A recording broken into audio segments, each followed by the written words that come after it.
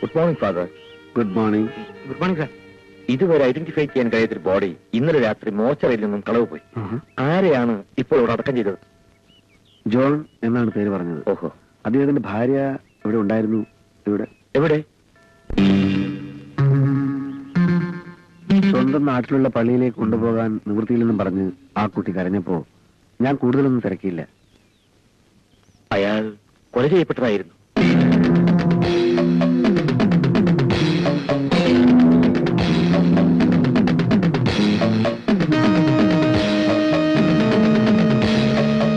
എന്റെ കാര്യം ഒന്ന് ഓർമ്മിപ്പിച്ചാൽ. മിണ്ടാതിരിക്കൂ. അടുത്ത മാസം ഒരു ഇന്റർവ്യൂ ഉണ്ട്. ഫാദർ നിർബന്ധിച്ചാൽ കമ്മീഷണർ എന്നെ കൈവിടിയില്ല. ഞാൻ വീണ്ടും വരാം. എന്റെ കാര്യം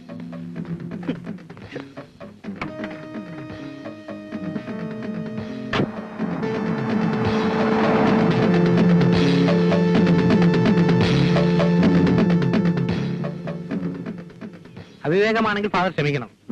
ഫാദർ ഒരു വർഗീയവാദിയാണോ? ഹിന്ദുവായ ഞാനൊരു കരപറ്റി പോകുന്നതിൽ ഫാദറിന് കണ്ണടിയുണ്ടല്ലേ? ഈ ലോകത്ത് ഒരു വർഗമേ ഉള്ളൂ, മനുഷ്യവർഗം. എങ്കിൽ പിന്നെ കമ്മീഷണറോട് എന്റെ കാര്യം പറയാമായിരുന്നല്ലോ. കേസ് അന്വേഷിക്കാൻ വരുമ്പോഴാണോ പോലീസ് ആളെടുക്കാൻ പറയുന്നത്? ഇങ്ങനെ നേരവും കാലവും നോക്കിണ്ടിരുന്ന എന്റെ ഗതി അതോ ഗതി. രാമദാസൻ വലിയ തിടുക്കക്കാരനാ. എല്ലാത്തിനും ഒരു ക്ഷമയൊക്കെ വേണ്ട കുഞ്ഞെ. മുട്ടുവിൻ തുറക്കപ്പെടും എന്നല്ലേ ഫാദർ പ്രമാണം? ചുമ്മാ മുട്ടി നോക്കണം. നേരെ ഒരുപാടായി. താമസിച്ചെന്നാ മുതലാളി വാലെടുക്കും. ഞാൻ പോട്ടെ ഫാദർ. ആ നില തനിക്കൊരു വിചാരമുണ്ട്, ഞാനൊരു മണ്ടനാണെന്ന്. ഈ പാലത്തിന്റെ അടിയിൽ കൂടെ ഒരുപാട് വെള്ളം ഒഴുകിയതാ കേട്ടോ. ചെല്ല്.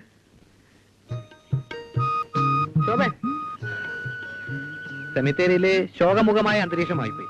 ഭാവിയിലെ പോലീസ് ഉദ്യോഗസ്ഥന്റെ മുഖത്ത് നോക്കിയല്ലേ ഷട്ടപ്പ് പറഞ്ഞത് എന്നോർത്തോളൂ. ഭാവിയിലെ ആര്? പോലീസ് ഉദ്യോഗസ്ഥൻ. SI തന്നെ. അതേ കുറിഞ്ഞാൽ എനിക്ക് താല്പര്യമില്ല. അയ്യടാ, നല്ല ചേലായിരിക്കും. എന്തൊരു നീളവും മണ്ണോ. SI കൊള്ളാം.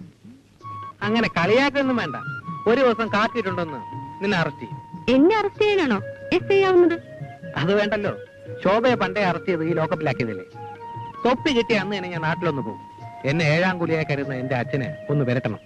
പിന്നെ ആ സൂര്യ ടെക്സ്റ്റൈൽസ് ഉടമ നാരായണപിള്ള, അയാളെ ഞാൻ സ്റ്റേഷനിലിട്ട് ഊരിട്ടി കൊല്ലും. ജോലി തന്നതിനുള്ള നന്ദിയായിരിക്കും. പിന്നെ മഹാഭാരതം പോലെ കണക്കെഴുന്നതിന് 400 ഉലുവയാ തരുന്നത്. അപ്പൊ SI ചെയ്യാൻ ജോലി എത്രയുണ്ട്? പിന്നെ കുറെ നാളായിട്ട് കമ്മീഷൻ എന്നെ കുരങ്ങളിപ്പിക്കാം. നിവർത്തിയില്ലെങ്കിൽ ഞാൻ അയാളെയും തട്ടും. ഈ കാക്കി കുപ്പായ എന്ന് പറഞ്ഞാൽ എനിക്കൊരു തരം ഭ്രാന്താ ശോഭ.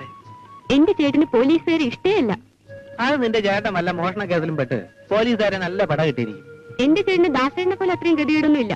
നല്ല അന്തസ്സുള്ളൊരു ജോലിയുണ്ട്. അത് ഞാൻ കണ്ടിട്ടില്ലല്ലോ. ആളിനെ കണ്ടാ പറയാം അന്തസ്സുണ്ടോ ഇല്ലയോ എന്ന്.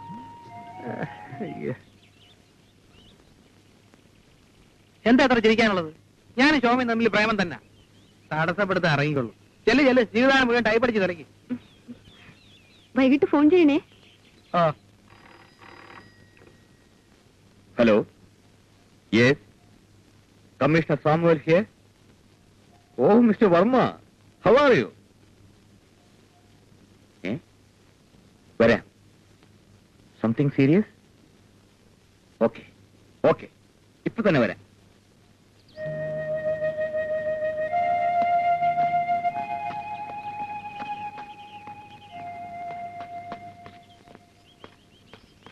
എന്താ രാമദാസ്?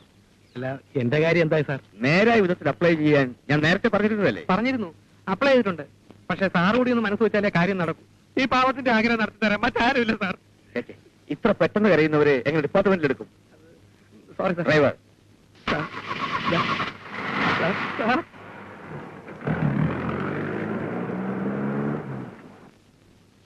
സാർ എപ്പോ തിരിച്ചു വരും? പോ. ഞാനും ഒരു ദിവസം കാക്കിൽ വരും. അപ്പൊ താൻ എന്നെയും കണ്ട് സല്യൂട്ട് ചെയ്യും. അപ്പോഴാക്കണ്ട, ഇപ്പൊ തന്നെ തരാം.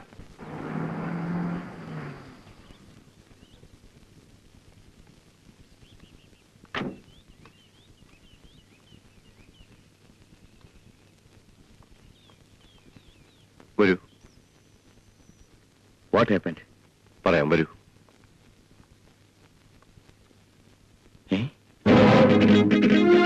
My God. Yes, it is lost. താങ്കൾ ഏർപ്പെടുത്തിയ സെക്യൂരിറ്റിയുടെ കണ്ണു വെട്ടിച്ചാണ് ഇത് സംഭവിച്ചിരിക്കുന്നത്. അവസാന കാലത്ത് ഇത്തിരി മനസ്സമാധാനം കിട്ടാൻ വേണ്ടിയാണ് ഉള്ളതൊക്കെ സർക്കാരിനെ ഏൽപ്പിക്കാമെന്ന് വെച്ചത്.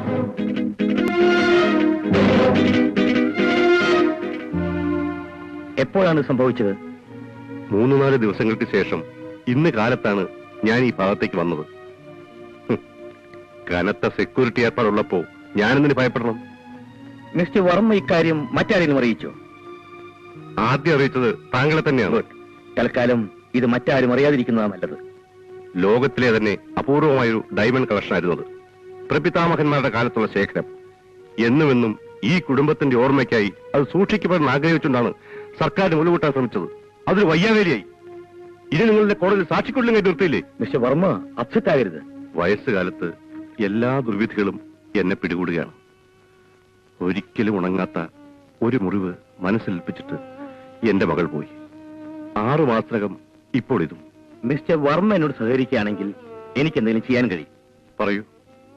നാം രണ്ടുപേരും മാത്രം അറിയാൻ പാടുള്ള ഒരു പ്ലാനെ പറ്റിയാണ് ഞാൻ പറയാൻ പോകുന്നത്. നേരത്തെ നിശ്ചയിച്ച പോലെ തന്നെ ഡയമണ്ട് സർക്കാരിനെ ഏൽപ്പിക്കുന്ന ചടങ്ങ് തിങ്കളാഴ്ച തന്നെ നടത്താം. അതിന് ഡയമണ്ട്സ് എവിടെ?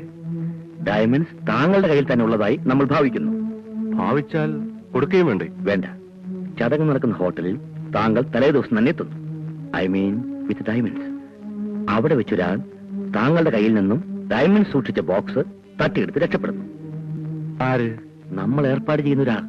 യഥാർത്ഥത്തിൽ ഡയമണ്ട്സ് തട്ടിക്കൊണ്ടുപോയാൽ ഇതറിയുന്നതോടെ ചിന്താകുഴപ്പത്തിലാകും. മോഷ്ടാക്കളെ വഴിതെറ്റിക്കാൻ താങ്കൾ സൂക്ഷിച്ചിരുന്ന ഡ്യൂപ്ലിക്കേറ്റ് ഡയമണ്ട്സ് ആണ് ആദ്യം കളവ് പോയതെന്ന് നമുക്ക് പ്രസ്താവന ഇറക്കാം. എന്നിട്ട് താങ്കളെ ആക്രമിച്ച് ഡയമണ്ട്സ് തട്ടിക്കൊണ്ടുപോയാളുടെ ഫോട്ടോ നമ്മൾ പത്രത്തിലിടും. യഥാർത്ഥ മോഷ്ടാക്കൾ അയാളെ തേടിപ്പിടിക്കാൻ ശ്രമിക്കുന്നുള്ള കാര്യം തീർച്ചയാണ്. അങ്ങനെ അവരെ ട്രേസ് ചെയ്യാൻ കഴിയുമെന്നാണ് എന്റെ വിശ്വാസം.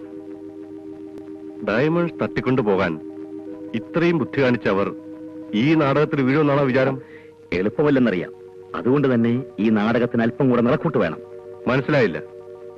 നാടകം യഥാർത്ഥമായി തോന്നണമെങ്കിൽ രംഗത്ത് താങ്കൾ മരിച്ചു വീഴണം. അധികം ആൾ ഹോട്ടലാകാൻ പാടില്ല. ഹോട്ടൽ റിസപ്ഷനിൽ വെച്ച് അക്രമിയുടെ വെടിയുണ്ടയേറ്റ് താങ്കൾ അന്ത്യശ്വാസം വലിക്കുന്നതായി അഭിനയിക്കണം. മിസ്റ്റർ കമ്മീഷണർ, ഞാനൊരു നാടകമാണല്ല. ലക്ഷ്യം മഹത്തായിരിക്കുമ്പോൾ നമുക്ക് എന്തും ചെയ്യാൻ കഴിയും. ദയവ് ചെയ്ത് എന്നോട് സഹകരിക്കൂ. ഇനി താങ്കളെ വെടിവെച്ച് വീഴ്ത്താൻ ഒരു നടനെ കൂടെ സംഘടിപ്പിക്കണം. ഈ 3 പേരുമല്ലാതെ മറ്റാരും ഇക്കാര്യം അറിയരുത്. ഞാൻ വീണ്ടും വരാം.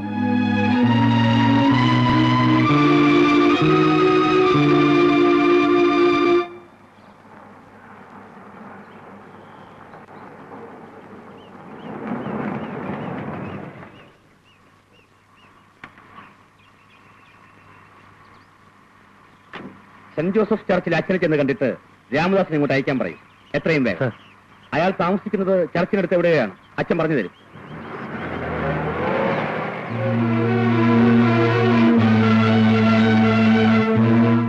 എന്തൊക്കെയാണ് ചാക്കോ ഞാൻ ഈ കേൾക്കുന്നത്? ഒന്നും ഉണ്ടായില്ല അച്ചോ. നിന്നെ പോലെ നിന്റെ അയൽക്കാരനെ സ്നേഹിക്കണമെന്ന് ക്രിസ്തു പറഞ്ഞിട്ടുണ്ടല്ലോ. അന്നക്കുട്ടി എന്റെ അയൽക്കാരിയാണ്. ഞാൻ അവളെ സ്നേഹിച്ചു. ആ സ്വാതന്ത്ര്യം കൊണ്ട് ഞാൻ അവളുടെ കയ്യിൽ കയറി പിടിച്ചുപോയി. അതൊരു തെറ്റാണോ അച്ചോ? മഹത് വചനങ്ങൾ തന്നെ പോലുള്ളവർ ദുർവ്യാഖ്യാനം ചെയ്യുമെന്ന് കർത്താവിന് അറിയാമായിരുന്നു. അതുകൊണ്ടാണ് അയൽക്കാരനെ സ്നേഹിക്കാൻ പറഞ്ഞത്. അല്ലാതെ അയൽക്കാരെ സ്നേഹിക്കാൻ ആര് പറഞ്ഞു? ഒരക്ഷരത്തിന്റെ വ്യത്യാസമല്ലേ. ക്ഷമിച്ചേളാ. രാംദാസിനോട് കമ്മീഷൻ ചെല്ലാൻ പറഞ്ഞു. സാറ് വന്നില്ലേ? ഇല്ല. തന്നെ കമ്മീഷണർ അന്വേഷിച്ചെന്ന്. ഇത് മറ്റേ തന്നെ. കാക്കി തൊപ്പി വെച്ച് ഞാൻ വരവുണ്ടോ? അച്ഛന്റെ ചെല്ലക്കുട്ടിയുടെ പറഞ്ഞതേ രാംദാസൻ SI ആവാൻ പോണെന്ന്. വണ്ടിയിട് വണ്ടിയിട്.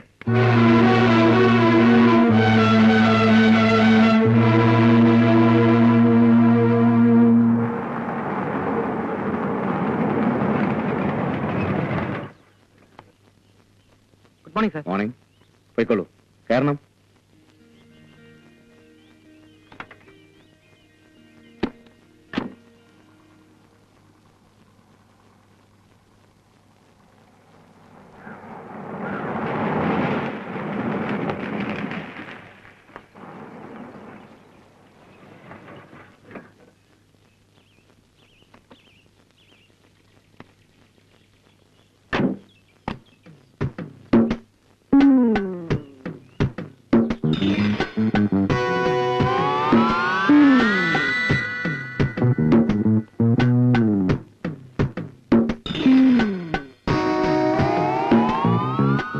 സാറിന്റെ വീടാണ് സാർ.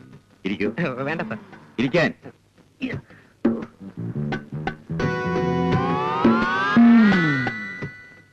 മിസ്റ്റർ രാമദാസിന് ഒരാളെ കൊല്ലാൻ കഴിയുമോ? അയ്യോ ഇല്ല സാർ. എന്താ, ഭയമാണോ? അല്ല, ഒരാളെ കൊല്ലുന്നത് പാപമല്ലേ? അപ്പോൾ പുണ്യം കിട്ടുമെങ്കിൽ ഒരാളെ കൊല്ലാൻ ഭയമില്ലെന്നാണോ? അയ്യോ അതല്ല സാർ, ഈ ഇന്ത്യൻ പിനൽ കോഡ് 300 കയർ കഴുത്തില് ഇങ്ങനെ. അപ്പോ എല്ലാ രീതിയിലും നിങ്ങളൊരു ഭീരുവാണ്. അല്ല സാർ. പിന്നെ പാപഭയം ഒരു വശത്ത്, പീനൽ കോഡും കയറും വേറൊരു വശത്ത്.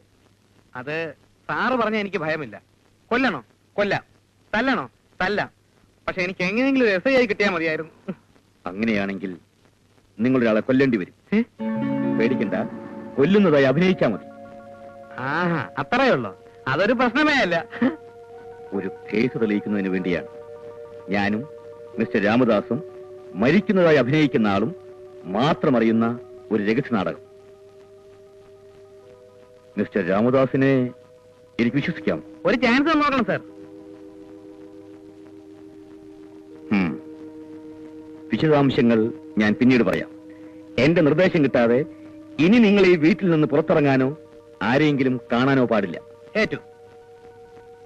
സംഭവത്തിന് ശേഷവും നിങ്ങൾ ഇവിടെ തന്നെ ഉണ്ടായിരിക്കും.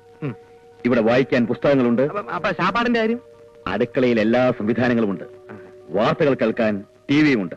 ഓക്കെ, എന്നാൽ ഞാൻ രാത്രി വീണ്ടും വരാം. എന്റെ സമയം തെളിഞ്ഞു.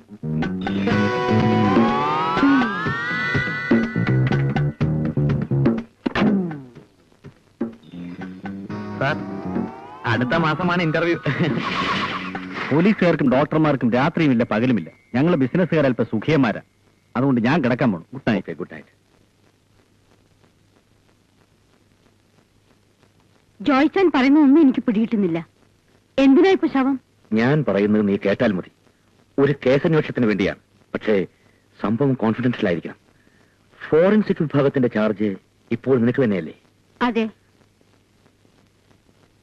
മോളെ, നീ കോവിലകത്തെ ഉദയവർമ്മയെ അറിയില്ലേ? അദ്ദേഹം മരിച്ചതായി ഒരു പോസ്റ്റ്മോർട്ടം റിപ്പോർട്ടും അദ്ദേഹത്തിന്റെ ശവത്തിന് പകരം സംസ്കരിക്കാൻ ഒരു ഡെഡ് ബോഡിയും എനിക്ക് വേണം. കുഴപ്പമൊന്നുമില്ലല്ലോ. നിന്റെ ജോയിച്ചായി നിന്നെ കുഴപ്പത്തിൽ ചാടിക്കൂ. ഇത് ഞങ്ങൾ പോലീസുകാരുടെ അഡ്ജസ്റ്റ്മെന്റ് ആണ്. സമയം വൈകി. ഞാൻ രാവിലെ മോർച്ചറിയിൽ വരാം. ശരി.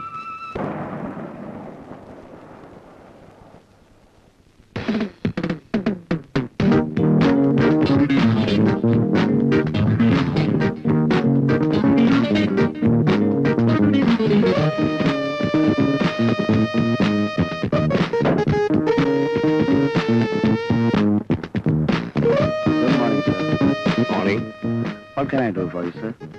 I am Uday Verma. Oh, your room is ready, sir. Thank you.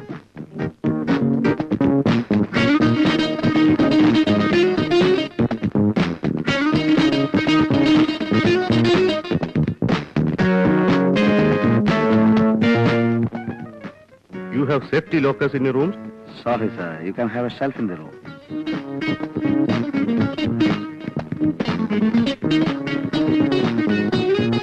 See, this is a rare collection of diamonds. എനിക്കിത് സേഫ് ആയിട്ട് സൂക്ഷിക്കണം.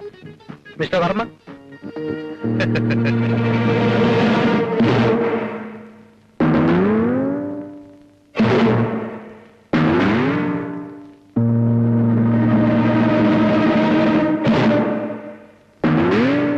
ഈ രത്നങ്ങൾ അടങ്ങിയ പെട്ടി മര്യാദയ്ക്ക് എന്റെ കയ്യിൽ തരുന്നതാണ് നല്ലത്.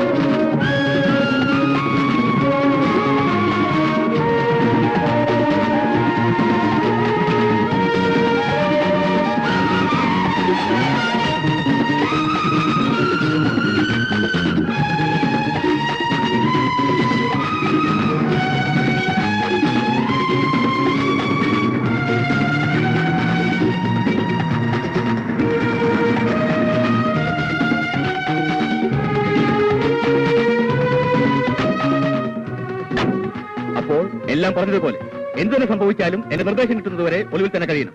ഫോണിൽ പോലും ഞാനുമായി ബന്ധപ്പെടരുത്. Okay, all the best. പോയിക്കൊള്ളൂ.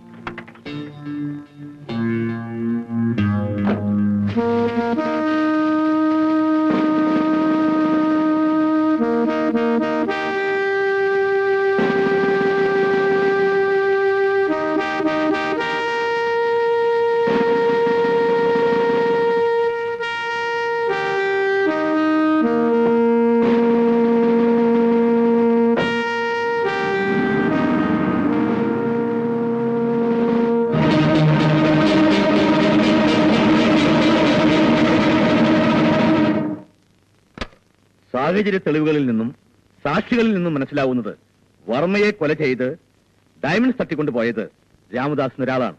ഇയാൾ സിറ്റിയിലെ സൂര്യ ടെക്സ്റ്റൈൽസ് എന്ന സ്ഥാപനത്തിൽ ഒരു സെയിൽസ്മാനായി ജോലി ചെയ്യുകയായിരുന്നു. ഒരു ഹിന്ദുവാണെങ്കിലും സെന്റ് ജോസഫ് ചർച്ചിലെ ഒരു നിത്യസന്ദർശകനായിരുന്നു പ്രതി. അയാൾ താമസിച്ചിരുന്ന മുറിയിൽ നിന്നും ചില ഫോട്ടോഗ്രാഫുകൾ കണ്ടുകിട്ടിയിട്ടുണ്ട്. ഇതാണ് അയാളുടെ ഫോട്ടോ. ഡയമണ്ട്സ് തട്ടിയെടുക്കുകയായിരുന്നു പ്രതിയുടെ ലക്ഷ്യമെന്നാണ് പോലീസ് മനസ്സിലാക്കുന്നത്. ഇതിനു മുൻപും വർമ്മയുടെ കോവിലകത്ത് നിന്നും ഇതേ തരത്തിലുള്ള രത്നങ്ങൾ മോഷണം പോയിട്ടുണ്ട്. പക്ഷേ ഇപ്പോൾ നഷ്ടപ്പെട്ടതാണ് യഥാർത്ഥ ഡയമണ്ട്സ്. കൊലപാതകയെ പിടികൂടാൻ രാജ്യത്ത് എല്ലായിടത്തും പോലീസ് വലവീശി കഴിഞ്ഞു.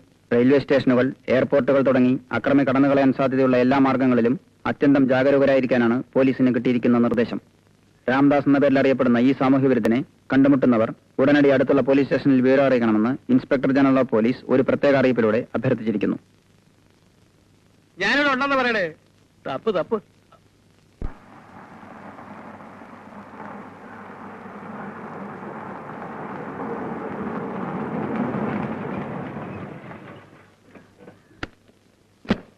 Commissioner sir.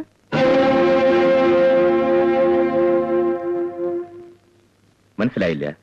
ശ്രീദേവി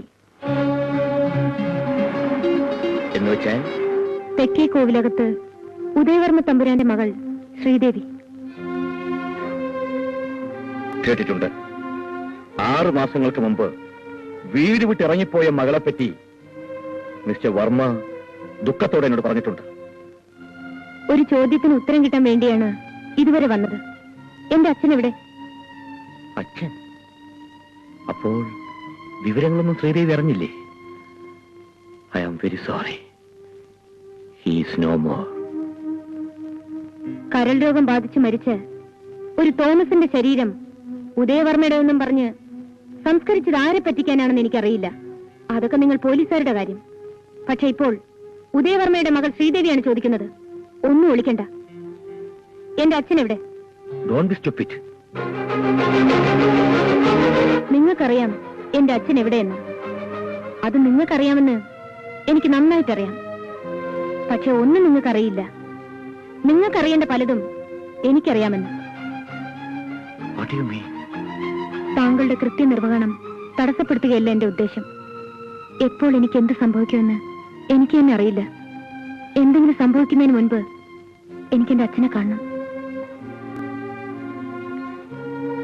എനിക്കായിട്ടൊന്നും വെറുതെ ചെയ്യണ്ട. നിങ്ങൾക്കറിയേണ്ടത് ഞാൻ പറയാം. എനിക്കറിയേണ്ടത് നിങ്ങൾ പറഞ്ഞാൽ മതി. നാളെ വൈകിട്ട് കൃത്യം 5:30 ഞാൻ ഹോട്ടൽ റിഡ്സിൽ കാണും. അതിനു മുൻപ് ഈ സിറ്റിയിൽ എവിടെയെങ്കിലും ഒരു പെൺകുട്ടിയുടെ നിലവിളി കേട്ടാൽ പിന്നെ നിങ്ങൾ എന്നെ തിരക്കേണ്ടതില്ല. അത് എന്റേതായിരിക്കും.